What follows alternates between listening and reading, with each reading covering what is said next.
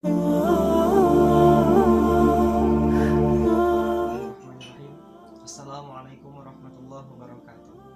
Alhamdulillahilladzi farada taubata wa harramal asrar wa asyhadu an la ilaha illallah wahdahu la syarika lahu katibal athar wa asyhadu anna sayyidana wa nabiyyana Muhammadan abduhu wa rasuluhu safwatul akhyar. Sallallahu wassalamu alaihi wa ala alihi wa sahbihi sadatil abrar. Rabbi shrah li sadri wa yassir li amri wa hlul 'uqdatam min lisani yafqahu qawli. Amma ba'du. Faqala Allah Ta'ala fil Qur'anil Karim, a'udzu billahi minasyaitonir rajim. Bismillahirrahmanirrahim. Fala takum minkum ummatun yad'una ila khair wa ya'muruna bil ma'ruf wa yanhauna 'anil munkar wa ulaika humul muflihun. Shadaqallahul 'azim. Puji dan syukur marilah kita panjatkan kehadirat Allah Subhanahu wa taala. Salawat dan salam semoga tetap tercurah limpahkan kepada Nabi Muhammad SAW, kepada para keluarganya, para sahabatnya, dan pada umatnya hingga akhir zaman. Dalam kehidupan, sepanjang sejarahnya banyak menceritakan orang-orang yang besar. Ada orang yang besar karena pangkat dan jabatannya, tetapi di mana ketika pangkat dan jabatannya hilang pula lah kebesarannya. Ada orang yang besar karena harta dan kekayaannya, tetapi ketika dia jatuh bangkrut, maka hilang pula lah kebesarannya. Ada orang yang besar karena memang ingin dibesar-besarkan oleh rakyatnya, dan setelah mati untuk mencapai kebesaran tersebut. Tetapi di mana ketika ada suatu pergeseran nilai, maka hilang pula lah kebesarannya. Baginda Rasulullah Shallallahu Alaihi Wasallam besar bukan karena pangkat dan jabatan, besar bukan karena harta dan kekayaan, juga besar bukan karena ingin dibesar-besarkan oleh umatnya. Tetapi baginda Rasulullah Shallallahu Alaihi Wasallam memang sudah dibesarkan derajatnya oleh Allah Subhanahu Wa Taala.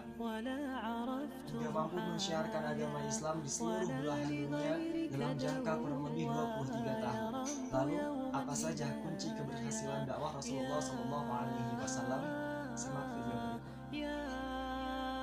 Kunci keberhasilan dakwah Rasulullah Shallallahu Alaihi Wasallam yang pertama adalah sudah terbiasa ditempa oleh kesulitan sejak kecil. Kita bisa lihat ketika Rasulullah Shallallahu Alaihi Wasallam masih berada dalam kandungan, beliau ditinggalkan oleh sang ayah. Kemudian lahir ke muka bumi, ketika masih kecil beliau ditinggalkan oleh sang ibu, dirawat oleh sang kakek, ditinggalkan oleh sang kakek, kemudian dirawat oleh sang paman, ditinggalkan oleh sang paman. Apakah hanya sampai di situ saja kesulitan atau rintangan yang dialami oleh Rasulullah Shallallahu Alaihi Wasallam? Ternyata tidak. Ketika Rasulullah Shallallahu Alaihi Wasallam tumbuh dewasa, ketika menyiarkan agama Islam, ternyata hambatan, gangguan, rintangan dari kaum kafir Quraisy dalam menyiarkan agama Islam makin dahsyat. Tetapi hal tersebut tidak menghalangi Rasulullah SAW untuk tetap berdakwah, menyebarkan agama Allah. Selanjutnya, dakwah Rasulullah SAW itu menggunakan akhlak. Kita bisa lihat dalam sebuah kisah diceritakan, setiap kali Rasulullah pergi ke Ka'bah, di jalan ada seorang Yahudi yang selalu meludahi beliau. Tetapi pada suatu hari, ketika Rasulullah pergi ke Ka'bah, ternyata Yahudi tersebut tidak ada. Rasulullah bertanya-tanya, kemana Yahudi tersebut? Dan Rasulullah mendapatkan informasi bahwa Yahudi tersebut ternyata jatuh sakit. Kemudian Rasulullah pergi ke rumahnya untuk mengambil makanan dan menjenguk orang Yahudi tersebut. Dan pada saat itu juga, Yahudi tadi mengucapkan 2 kalimat syahadat dan masuk ke agama Islam. Kunci keberhasilan dakwah Rasulullah SAW yang ketiga adalah satunya antara kata dan perbuatan. Jadi ketika Nabi Muhammad SAW memerintahkan kepada umatnya untuk melaksanakan sesuatu, beliau terlebih dahulu yang menjalankannya. Sebelum beliau mewajibkan kepada umatnya, beliau terlebih dahulu yang melaksanakannya. Kita ambil contoh, ketika Nabi Muhammad SAW memerintahkan untuk sedekah, memang Nabi Muhammad selalu bersedekah. Ketika Nabi Muhammad memerintahkan untuk tahajud, memang Nabi Muhammad SAW selalu melaksanakan tahajud setiap malam, bahkan hingga kakinya lengkap. Selanjutnya yaitu ditopang oleh 4 orang sahabat yang sangat luar biasa. Ada sesosok orang tua yang bijaksana, ahli politik, ahli diplomatik, alim. Itu diperankan oleh Sayyidina Abu Bakar As-Siddiq. Selanjutnya itu ada Umar bin Khattab radhiyallahu anhu, seorang jenderal juga sekaligus imam.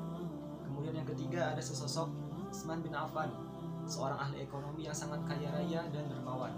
Seluruh harta kekayaannya korbankan demi kemajuan dakwah Rasulullah SAW.